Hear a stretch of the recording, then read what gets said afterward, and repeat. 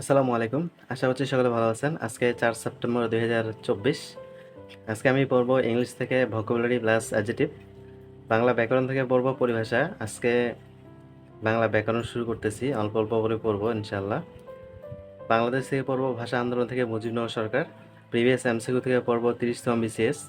সাধারণ গণিত থেকে বীজগণিতের সূত্রগুলি এই অধ্যায়টা আগে করছি। এখন এটা একটু রিভিশন দিব।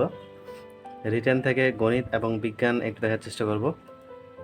তো চলুন শুরু করি। আজকে যেহেতু নতুন একটা সাবজেক্ট রাখছি বাংলা ব্যাকরণ, তো ব্যাকরণ দিয়েই শুরু করি। আজকে বাংলা ব্যাকরণ থেকে পরিভাষা অধ্যায়টা পড়লাম।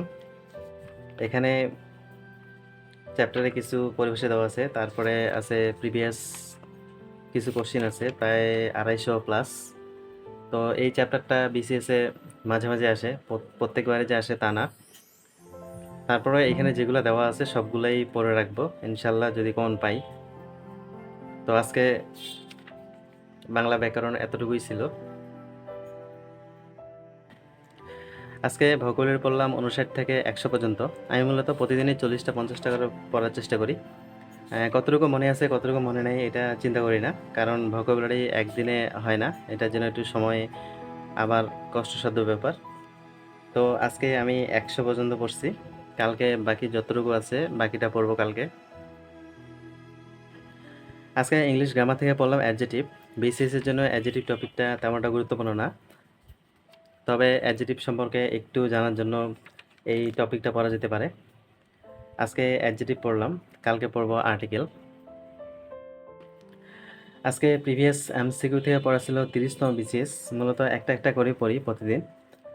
তো এখানে কিছু ব্যাখ্যা বিশ্লেষণ সহ মোটামুটি শেষ করলাম। তো এখন অন্য কিছু পড়তে হবে। আজকের রুটিন থেকে ইংলিশটা পড়া হয়েছে, প্লাস ব্যাকরণ পরিভাষাটা পড়া হয়েছে, প্রিভিয়াস এমসিকিউ ৩০তম বিসিএসটা পড়া হয়েছে, আর বাকি থাকলো 2টা টপিক। এখন বাকি 2টা পড়তে হবে। বীজগণিত থেকে 3টা অধ্যায় পড়ছিলাম। তো 3টা অধ্যায়ে আজকে রিভিশন শুরু করলাম বীজগণিতের সূত্র বলে অধ্যায়টা। তো এই অধ্যায়টা খুবই গুরুত্বপূর্ণ। অ্যানালাইসিস পারে দেখা যাচ্ছে যে 2-1বার আসেনি, মোটামুটি সবসময় আসছে। আজকে বেশি একটা ম্যাথ করতে পারিনি।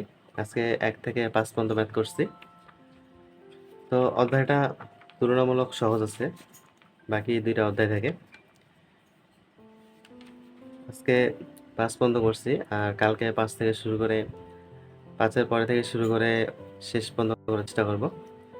তো আজকে বেশি একটা পড়াশোনা করতে পারিনি, কালকে হয়তো একটু বেশি পড়াশোনা করবো ইনশাআল্লাহ। তো সকলে ভালো থাকবেন, সুস্থ থাকবেন। আসসালামু আলাইকুম।